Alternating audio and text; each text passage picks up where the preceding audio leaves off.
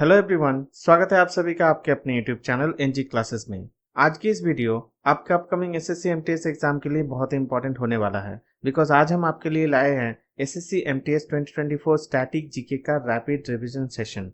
और आज का ये वीडियो इस सीरीज का पार्ट 10 है। इस सीरीज का बाकी सब पार्ट्स और इस क्लास की पीडीएफ आपको इस वीडियो के डिस्क्रिप्शन बॉक्स में मिल जाएंगे। सो वीडियो को एंड तक आपको जरूर देखना है, बिकॉज यहाँ पे डिस्कस किए गए हर एक प्रश्न एग्जाम में बार बार पूछे जाते हैं और हर एक पॉइंट एग्जाम के पॉइंट ऑफ व्यू से मोस्ट इंपॉर्टेंट होने वाला है। तो चलिए शुरू करते हैं आज का पहला क्वेश्चन। आज का फर्स्ट क्वेश्चन है, with which of the following countries is the नवान्न फेस्टिवल एसोसिएटेड। नवान्न उत्सव निम्नलिखित में से किस देश से संबंधित है? ऑप्शन है Sri Lanka, option B Bhutan, option C Nepal या फिर ऑप्शन डी बांग्लादेश। तो फ्रेंड्स, इस प्रश्न का सही उत्तर हो जाएगा बांग्लादेश। बांग्लादेश, वेस्ट बंगाल, त्रिपुरा एंड आसाम के कुछ पार्ट्स में जब न्यू राइस या फिर न्यू क्रॉप उगते हैं तो उसको मनाने के लिए नवान्न फेस्टिवल मनाया जाता है। तो इस प्रश्न का सही उत्तर हो जाएगा बांग्लादेश। बांग्लादेश का कैपिटल है आपका ढाका, करेंसी है टाका।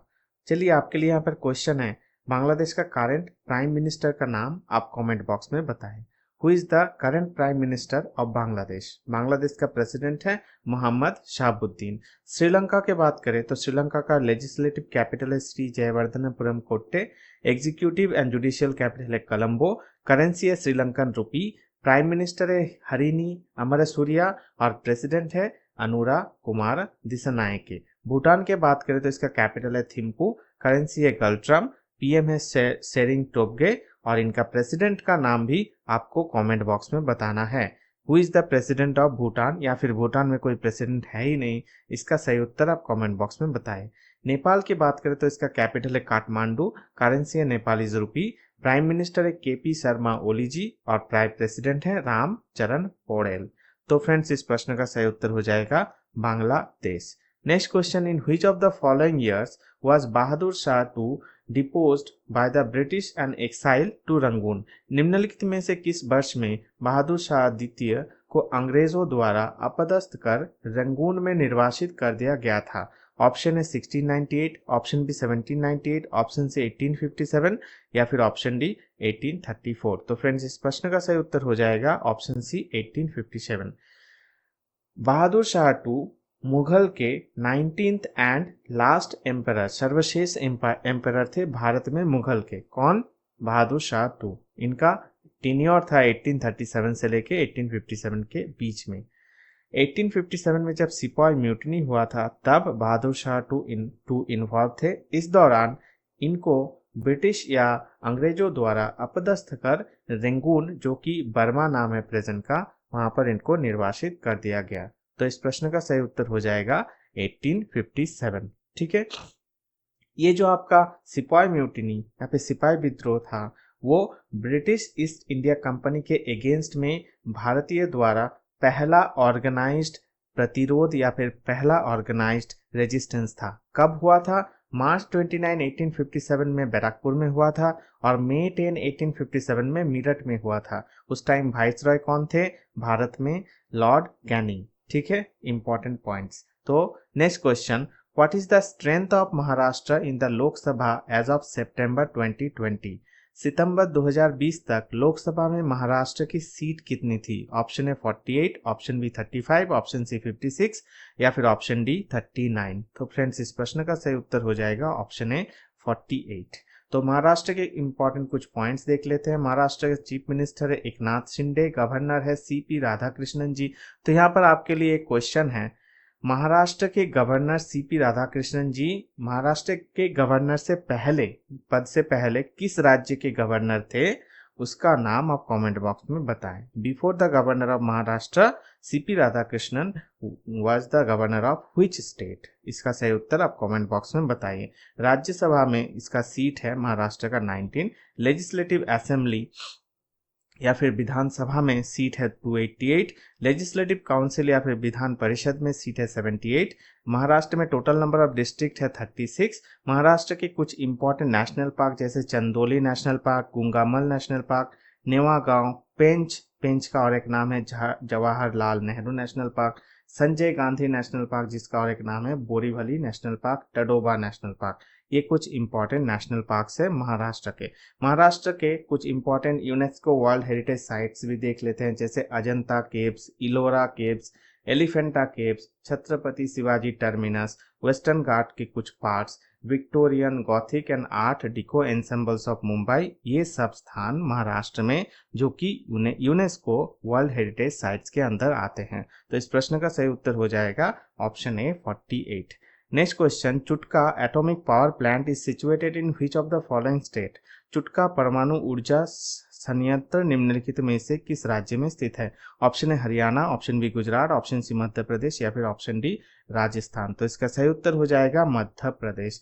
मध्य प्रदेश में ये जो चुटका एटॉमिक पावर स्टेशन ये एनपीसीआईएल द्वारा स्थापित किया गया है। एनपीसीएल का फुल फॉर्म आप कमेंट बॉक्स में बताइएगा। तो इस प्रश्न का सही उत्तर मध्य प्रदेश। हरियाणा का कुछ इंपॉर्टेंट न्यूक्लियर पावर प्लांट या फिर एटॉमिक पावर प्लांट जो है गोरखपुर न्यूक्लियर पावर प्लांट, वो भी एनपीसीआईएल द्वारा रेगुलेट किए जाते हैं। गुजरात का इंपॉर्टेंट जैसे काकरापाड़ न्यूक्लियर पावर प्लांट वो भी एनपीसीआईएल द्वारा ही नियंत्रित होता है। और राजस्थान का दो है, जैसे कि माही बंसवाड़ा एटॉमिक पावर प्लांट और राजस्थान एटॉमिक पावर प्लांट जो कि रावतभाटा में स्थित है। ये दोनों ही एनपीसीआईएल द्वारा निर्मित किया गया है। तो इस प्रश्न का सही उत्तर हो जाएगा Madhya Pradesh. Next question, who among the following was the first women commando trainer in India? निम्नलिखित में से कौन भारत की पहली महिला कमांडो ट्रेनर थी?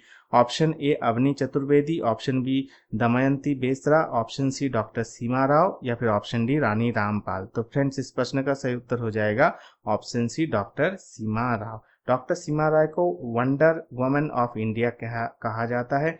ये भारत का पहले महिला थे या महिला है जो स्पेशल फोर्स को ट्रेन करते हैं, जैसे कि भारत का NSG black cats, Indian navy का मार्कोस या फिर एयरफोर्स गरुड़ एंड एटीएस को। इनको नारी शक्ति पुरस्कार 2019 में मिला हुआ है। अवनी चतुर्वेदी कौन थे? ये first female fighter pilot of India है अवनी चतुर्वेदी जी, और इनको नारी शक्ति पुरस्कार 2020 में मिला हुआ है। दमयंती बेसरा ये एक Santhali author and Adivasi researcher है। ये फर्स्ट संथाली लैंग्वेज में महिला के लिए मैगजीन फर्स्ट दमयंती बेसरा जी ने ही पब्लिश किए थे। और ये जो आपका मैगजीन इसका नाम है करमदर। इनको पद्मश्री अवार्ड 2020 में, साहित्य अकादमी अवार्ड 2009 या 2009 में इनको मिला हुआ है। रानी रामपाल कौन है? 2010 जो वर्ल्ड कप हुआ था हॉकी वर्ल्ड कप, वहाँ पर भारत का जो महिला हॉकी टीम था, नेशनल हॉकी टीम फीमेल, उनमें यंगेस्ट प्लेयर ऑलमोस्ट 15 ईयर्स में था उस टाइम में ये रानी रामपाल जी पार्टिसिपेट किए हुए हैं। इनको मेजर ध्यानचंद खेल रत्न अवार्ड 2020 में और पद्मश्री अवार्ड 2020 में ही इनको मिला हुआ है। तो इस प्रश्न का सही उत्तर हो जाएगा doctor Seema Rao. Next question, who among the following former Indian cricketers was appointed as the head coach of Uttarakhand cricket team in June 2020? निम्नलिखित पूर्व भारतीय क्रिकेटर में से किसे जून 2020 में उत्तराखंड क्रिकेट टीम के मुख्य कोच के रूप में नियुक्त किया गया था? ऑप्शन है राहुल द्रविड़, ऑप्शन बी वासिम जाफर या ऑप्शन सी सचिन तेंदुलकर या फिर ऑप्शन डी आकाश चोपड़ा। तो फ्रेंड्स इस प्रश्न का सही उत्तर हो जाएगा वासिम जाफर। ठीक है, राहुल द्रविड़ को बोला जाता है भारतीय क्रिकेट का द वाल, याद में रखिएगा। सचिन तेंदुलकर जी का एक ऑटोबायोग्राफी है जो एग्जाम में पूछे जाते हैं, जिसका नाम है प्लेइंग इट माई वे। तो उत्तराखंड के कुछ इंपॉर्टेंट पॉइंट्स भी एक बार देख लेते हैं। जैसे उत्तराखंड का जो स्टेट कैपिटल है देहरादून और जुडिशियल कैपिटल है नैनीताल, याद में रखिएगा। उत्तराखंड का सीएम कौन है? पुष्कर सिंह धामी जी। गवर्नर कौन है? गुरमीत सिंह जी। राज्यसभा में कितने सीट्स है? 3। लेजिस्लेटिव असेंबली में कितने सीट्स है? 70। लेजिस्लेटिव काउंसिल में कितने सीट्स है? इसका सही उत्तर आप कमेंट बॉक्स में बताइए। ठीक है, उत्तराखंड में जो जितने भी लेजिस्लेटिव काउंसिल में जितने सीट्स है उसका नंबर आप कमेंट बॉक्स में बताइए। उत्तराखंड में नंबर ऑफ डिस्ट्रिक्ट्स 13 है। इनका कुछ इंपॉर्टेंट नेशनल पार्क जो उत्तराखंड में स्थित है, जैसे Jim Corbett national park, Gangotri national park, Govind national park, Nanda Devi national park, Rajaji national park या फिर valley of flowers national park जो उत्तराखंड में स्थित है। उत्तराखंड का कुछ यूनेस्को वर्ल्ड हेरिटेज साइट्स जो है Nanda Devi national park and valley of flowers national park, ये उत्तराखंड के अंदर यूनेस्को वर्ल्ड हेरिटेज साइट्स में पड़ता है।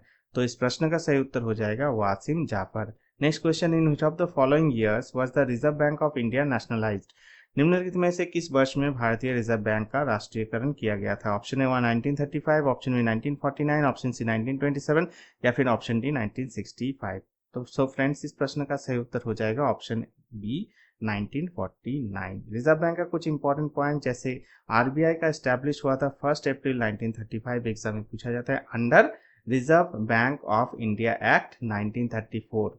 इस एक्ट के तहत रिजर्व बैंक ऑफ इंडिया का एस्टैब्लिश हुआ था और नेशनलाइज भी हुआ था 1949 में। फर्स्ट गवर्नर ऑफ आरबीआई कौन थे? Sir Osborne Smith. First Indian governor of RBI जो कि फिनेंस मिनिस्टर रह चुके हैं भारत के, वो कौन हो जाएंगे? सर सी डी देशमुख जी। करंट गवर्नर कौन है आरबीआई का? शक्तिकांत दास जी। तो इस प्रश्न का सही उत्तर हो जाएगा 1949। Next, Kafuli is a delicacy of which of the following states cuisine? Kafuli निम्नलिखित में से किस राज्य का व्यंजन है? यह है Kafuli. So option A Punjab, option B Assam, option C Sikkim या फिर ऑप्शन डी उत्तराखंड। तो फ्रेंड्स, इस प्रश्न का सही उत्तर हो जाएगा उत्तराखंड। ठीक है, उत्तराखंड का एक व्यंजन है, राज्य व्यंजन। उत्तराखंड राज्य का व्यंजन है आपका कफूली। उत्तराखंड का कैपिटल कौन है? स्टेट कैपिटल है देहरादून और जुडिशियल कैपिटल है नैनीताल। सीएम कौन है? पुष्कर सिंह धामी जी। और गवर्नर कौन है? गुरमीत सिंह जी। पंजाब की बात करें तो इसका कैपिटल है चंडीगढ़। पंजाब की सीएम है भगवंत मान जी और गवर्नर है गुलाब चंद कटारिया जी। आसाम की बात करें तो इसका कैपिटल है दिसपुर। सीएम कौन है? हिमंत विश्व शर्मा। गवर्नर कौन है? लक्ष्मण आचार्य। ये मणिपुर का भी गवर्नर है लक्ष्मण आचार्य। तो Lakshman Acharya ji is the governor of Manipur and Assam both. Sikkim, इसका कैपिटल है गैंगटॉक। सीएम कौन है? प्रेम सिंह तमांग जी और गवर्नर कौन है? ओम प्रकाश माथुर जी। तो फ्रेंड्स, इस प्रश्न का सही उत्तर हो जाएगा option D Uttarakhand. Next, in which of the following sections of the Punjab reorganisation act 1966 is Chandigarh defined as the union territory? Punjab पुनर्गठन अधिनियम 1966 के निम्नलिखित में से किस धारा में, मतलब 1966 जो पंजाब पुनर्गठन अधिनियम था, वो इन चारों में से किस धारा में चंडीगढ़ को केंद्र शासित प्रदेश के रूप में परिभाषित किया गया है? ऑप्शन ए सेक्शन 3 या फिर धारा 3, ऑप्शन बी सेक्शन 6 या फिर धारा 6, ऑप्शन सी सेक्शन 4 या फिर धारा 4 या फिर ऑप्शन डी सेक्शन 1 या फिर धारा 1।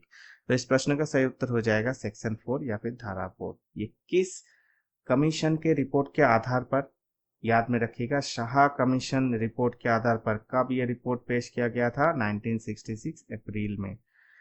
इस कमीशन के या फिर शाह कमीशन रिपोर्ट के आधार पर पंजाब रीऑर्गेनाइजेशन एक्ट के तहत और या फिर पंजाब रीऑर्गेनाइजेशन एक्ट को पार्लियामेंट में 1966 18 सितंबर को पास किया गया।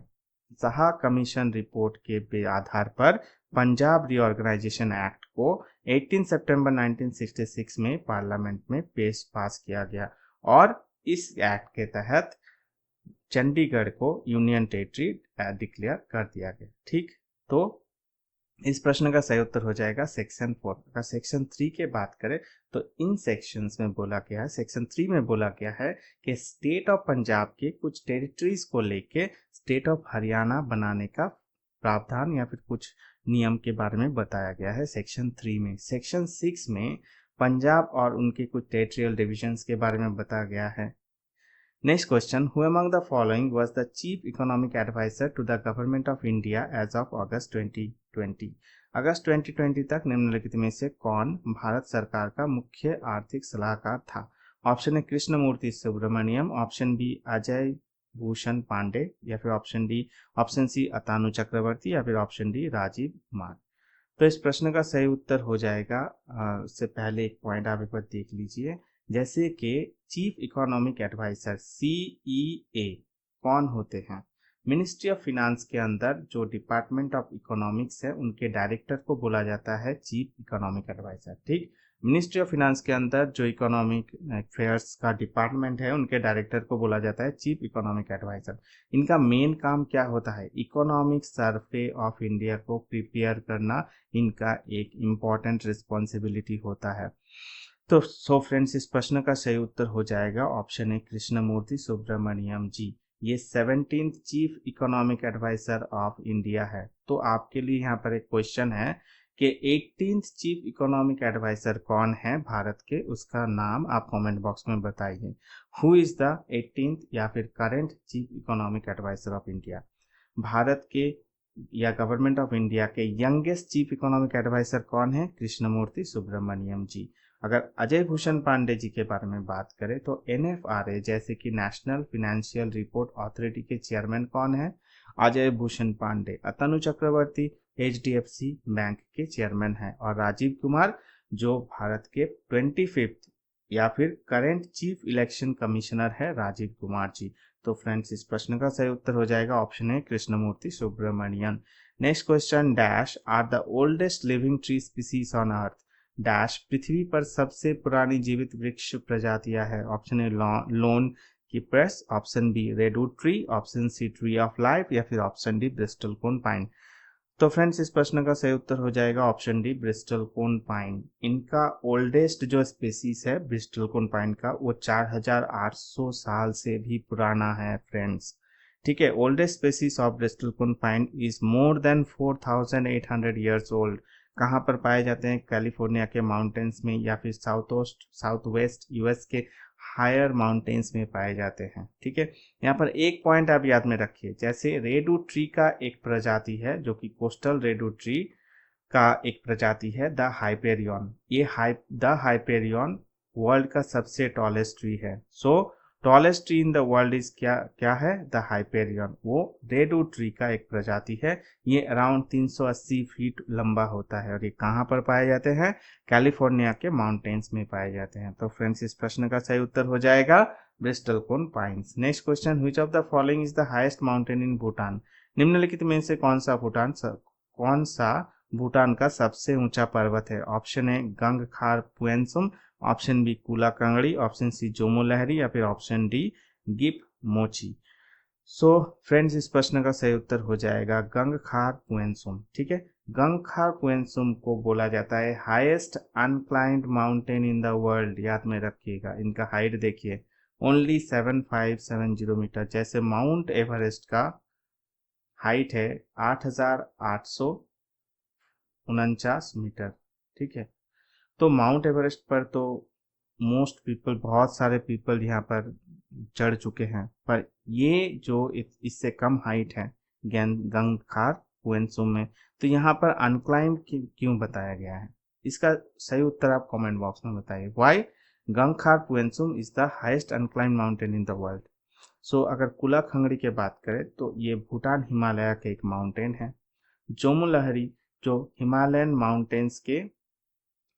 माउंटेन रेंज के एक माउंटेन है और ये तिब्बत एंड भूटान के साथ बॉर्डर शेयर करता है। जोमो लहरी को बोला जाता है द ब्राइड ऑफ कंचनजंगा। याद में रखिएगा, Jomo Lhari is called the bride of Kangchenjunga. गिप मोची की बात करें तो ये सिक्किम एंड भूटान के साथ बॉर्डर शेयर करता है गिप मोची माउंटेन। तो इस प्रश्न का सही उत्तर हो जाएगा Gangkhar Puensum. Next question, in which of the following state is Pichola lake located. Pichola झील निम्नलिखित में से किस राज्य में स्थित है? ऑप्शन है Sikkim, option B Manipur, option C Rajasthan या फिर ऑप्शन डी महाराष्ट्र। पिचोला जो लेक है ये आर्टिफिशियल फ्रेश वाटर लेक है, मतलब ये आर्टिफिशियली इसको बनवाया गया है और ये मीठा पानी का लेक है। ठीक है, तो फ्रेंड्स इस प्रश्न का सही उत्तर हो जाएगा राजस्थान। राजस्थान में पिचोला लेक स्थित है। राजस्थान का और भी कुछ इंपॉर्टेंट लेक्स जैसे Mansagar lake, Pushkar lake, Sambhar salt lake. Sambhar salt lake is the largest inland salt water. याद में रखिएगा, largest inland salt water lake in India. तो अगर आपको पूछता है largest salt water lake in India तो इसका सही उत्तर आप कमेंट बॉक्स में बताइए। सो कमेंट बॉक्स में आप बताइए which lake is called the largest salt water lake in India. फटाफट कमेंट बॉक्स में उत्तर करिए। तो largest inland salt water lake in India कौन हो जाएगा? सांबर सॉल्ट लेक जो कि राजस्थान में स्थित है। और Talwara lake, Ramgarh lake, Rangsagar lake, ये कुछ इंपॉर्टेंट लेक्स है राजस्थान के।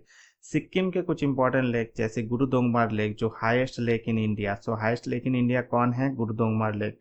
खेचो पलरी लेक सोंगमो जिसका और एक नाम है चुलामू लेक। मणिपुर का एक ही लेक है जो कि लोकटक लेक है, जो लार्जेस्ट फ्रेश वाटर लेक इन north east India. So largest fresh water lake इन नॉर्थ ईस्ट इंडिया कौन हो जाएगा?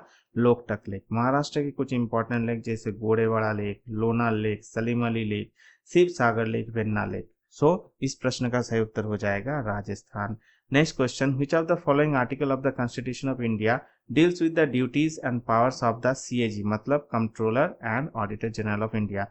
भारत में के संविधान का निम्नलिखित में से कौन सा अनुच्छेद भारत के नियंत्रक और महालेखा परीक्षक के कर्तव्यों और शक्तियों को से संबंधित है? ऑप्शन है, वेरी इंपॉर्टेंट क्वेश्चन, ऑप्शन है article 234, option B article 149, article C 189 या फिर आर्टिकल 354।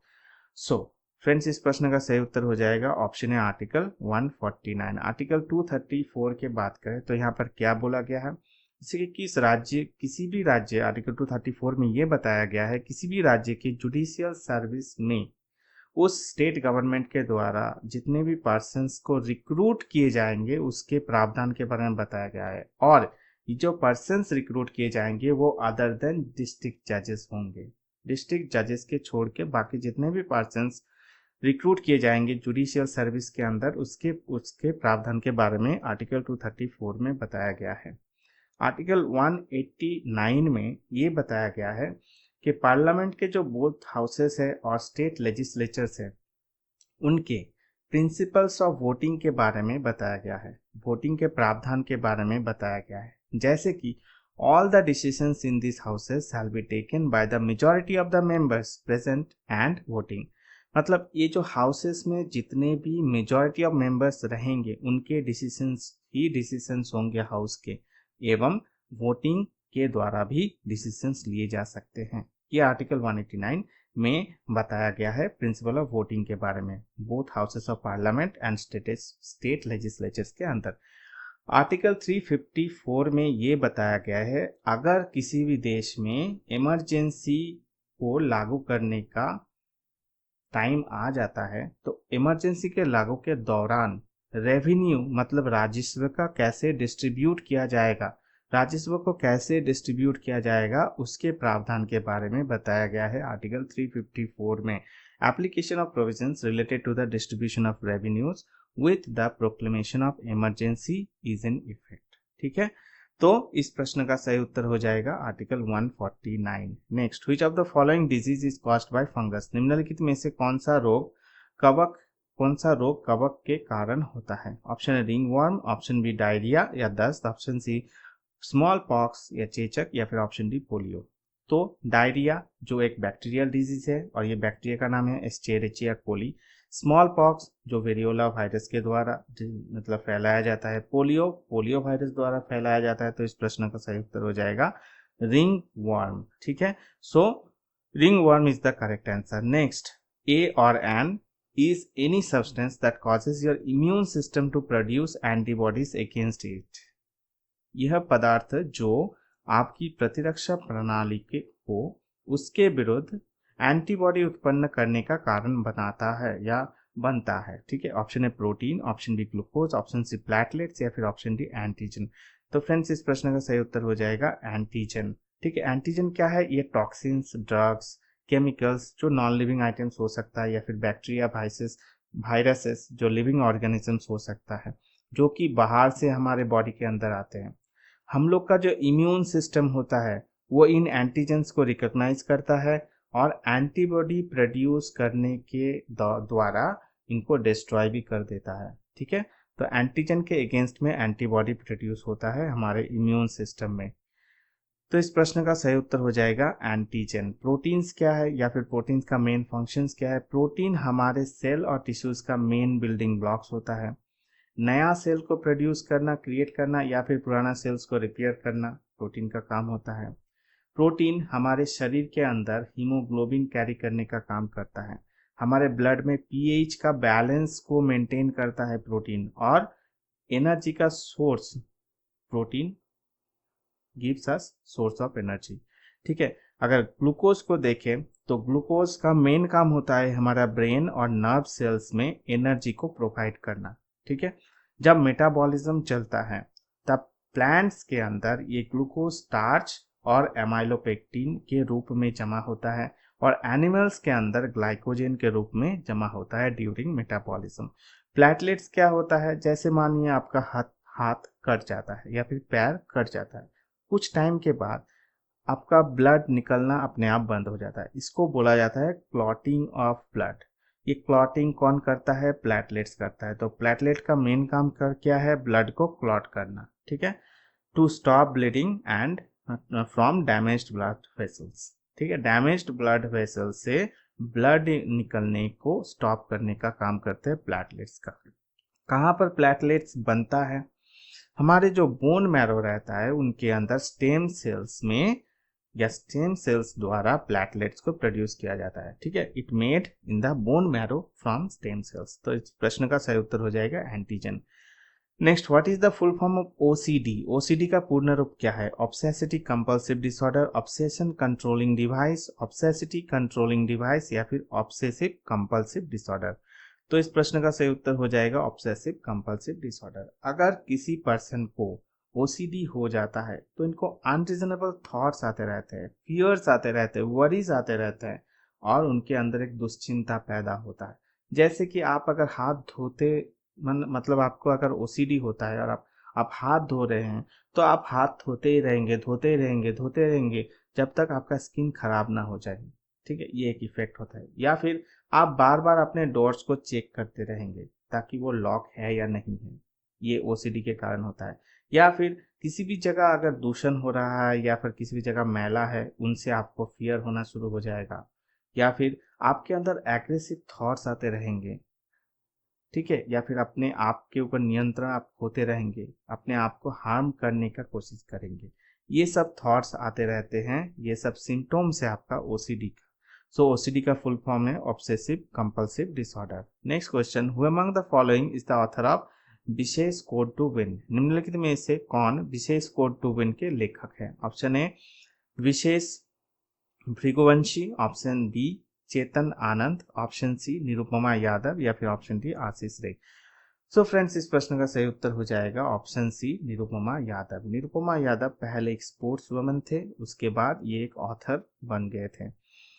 ये जो बुक है आपका विशेष कोड टू विन, ये बायोग्राफी है। किसका बायोग्राफी है? India's youngest basketball team captain Vishesh Bhriguvanshi का बायोग्राफी है विशेष कोड टू विन। इसका लेखक कौन है? निरुपमा यादव जी। तो चेतन आनंद कौन है? चेतन आनंद बॉलीवुड का एक फिल्म प्रोड्यूसर है, स्क्रीन राइटर एंड डायरेक्टर है और ये legendary actor of Indian cinema Dev Anand ji के भाई हैं, चेतन आनंद जी, ठीक है। और आशीष रे कौन है? आशीष रे एक जर्नलिस्ट है और क्रिकेट कमेंटेटर। इनका दो इम्पोर्टेंट बुक्स, फेमस बुक्स, जैसे कि 2015 में लॉन्च या फिर आप बोल सकते हैं इसको cricket world cup the Indian challenge, इस बुक का नाम है। 2007 में पब्लिश किया गया है one day cricket the Indian challenge. ये दो बुक्स आशीष रे का है। तो इस प्रश्न का सही उत्तर हो जाएगा Nirupama Yadav. Next question, world cup winning goalkeeper Iker Casillas announced his retirement from football in August 2020. To which of the following countries does he belong? विश्व कप विजेता गोलकीपर इकर कैसिलस ने अगस्त 2020 में फुटबॉल से संन्यास की घोषणा की। वह निम्नलिखित में से किस देश से संबंधित है? Option A Spain, option B France, option C Australia या ऑप्शन डी कनाडा। तो फ्रेंड्स, इस प्रश्न का सही उत्तर हो जाएगा ऑप्शन ए स्पेन, ठीक है। ये 2000 ये IFFHS में 5 बार विश्व के सर्वश्रेष्ठ गोलकीपर का खिताब जीत चुके हैं IFFHS में, ठीक है। सो इस प्रश्न का सही उत्तर हो जाएगा स्पेन। स्पेन का कैपिटल है मद्रिद, करेंसी है यूरो, स्पेन का prime minister Pedro Sanchez, national game Spain का फुटबॉल। अगर फ्रांस का कैपिटल देखें तो वो तो पेरिस होगा, करेंसी होगा यूरो, प्राइम मिनिस्टर कौन हो जाएंगे? Michel Barnier, president Emmanuel Macron, France का नेशनल गेम फुटबॉल है। ऑस्ट्रेलिया का कैपिटल है Canberra, currency Australian dollar, prime minister Anthony Albanese और इनका प्रेसिडेंट का नाम क्या है? आप कमेंट बॉक्स में बताइए। What is the president of Australia और is there any president of Australia और नॉट? सो इसका उत्तर आप कमेंट बॉक्स में बताइए। ऑस्ट्रेलिया का नेशनल गेम है क्रिकेट। कनाडा की बात करें तो इसका कैपिटल है ओटावा, करेंसी है Canadian dollar, prime minister Justin Trudeau. यहाँ पर कोई प्रेसिडेंट रहता नहीं है या प्रेसिडेंट होता नहीं है, प्रेसिडेंशियल पद यहाँ पर होता नहीं है। नेशनल गेम कौन है? समर गेम है लैक्रोसे और विंटर गेम है आइस हॉकी कनाडा के। तो इस प्रश्न का सही उत्तर हो जाएगा Spain. Next question, Anil Prakash Joshi received the Padma Bhushan award 2020 in the field of which? Anil Prakash Joshi को किस क्षेत्र में पद्म भूषण पुरस्कार 2020 में प्राप्त हुआ? ऑप्शन ए सोशल वर्क, या फिर सामाजिक कार्य, option B arts, option C public affairs, या फिर सार्वजनिक मामले, या फिर ऑप्शन डी मेडिसिन या फिर दवा। तो अनिल प्रकाश जोशी एक एनवायरमेंटलिस्ट है, इनको 2006 में पद्मश्री और 2021 में mother Teresa memorial award for social justice, तो ये सोशल वर्कर हैं। 2024 में जो पद्म भूषण अवार्ड दिया गया था, किस किस को दिया गया था? सोशल वर्क फील्ड के अंदर हॉर्मूस जी एन कामा जी को मिला हुआ है, कुंदन व्यास जी को लिटरेचर एंड एजुकेशन फील्ड में मिला हुआ है, आर्ट्स में मिठुन चक्रवर्ती जी को, दत्तात्रेय अंबादास राजदत्त जी को, प्यारेलाल शर्मा, उषा उत्तुप, श्रीभंग विजयकांत जी को आर्ट्स के अंदर 2024 में पद्म भूषण अवार्ड मिला हुआ है। पब्लिक अफेयर्स या सार्वजनिक मामलों में फतिमा बीबी, जो कि सुप्रीम कोर्ट का पहले महिला जज रह चुके हैं, फतिमा बीबी रह चुके थे, ठीक है, इनको पब्लिक अफेयर्स में पद्म भूषण अवार्ड 2024 में मिला हुआ है। सत्यव्रत मुखर्जी जी को, राम नायक जी को और ओलनचेरी राजा गोपाल जी को मिला हुआ है। मेडिसिन या दवा के अंदर अश्विनी बालचंद मेहता, जो कि कार्डियोलॉजिस्ट हैं, तेजस मधुसूदन पटेल, ये भी वर्ल्ड का फेमस कार्डियोलॉजिस्ट, और चंद्रशेखर प्रसाद ठाकुर जी को मेडिसिन के अंदर 2024 पद्म भूषण अवार्ड मिला हुआ है। So Padma Bhushan award third highest civilian award in India है। फर्स्ट है Bharat Ratna, second highest civilian award in India क्या है? इसका भी उत्तर आप कमेंट बॉक्स में बताएं। Which award is the second highest civilian award in India? इसका सही उत्तर आप कमेंट बॉक्स में बताइए। Padma Bhushan award president of India द्वारा राष्ट्रपति भवन में दिए जाते हैं। कहाँ से, कब से स्टार्ट हुआ? 2 जनवरी 1954 से स्टार्ट हुआ। फर्स्ट विनर कौन थे?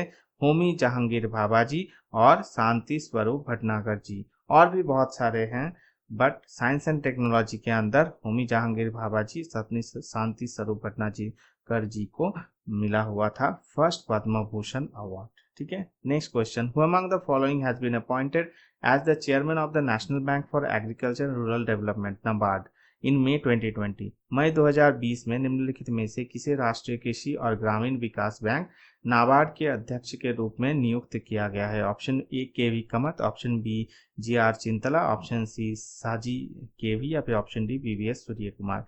तो 2020 की अगर बात करें तो फ्रेंड्स इस प्रश्न का सही उत्तर हो जाएगा GR चिंतला जी। अगर 2024 के बात करें, ठीक है, 2024 या फिर करंट जो नाबार्ड के चेयरमैन कौन है, वो हो जाएंगे सजी केवी जी, ठीक है। Saji K V ji is the current chairman of NABARD, ठीक है।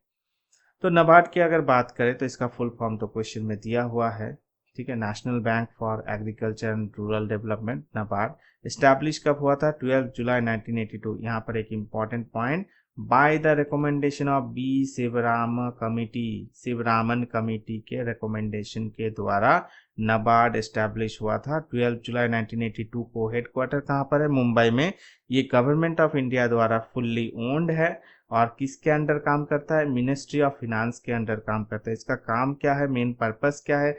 एग्रीकल्चर एंड रूरल डेवलपमेंट को देखना, रीजियनल जितने भी रूरल बैंक है उनको सुपरविजन देना काम है नाबार्ड का। तो इस प्रश्न का सही उत्तर हो जाएगा ऑप्शन बी।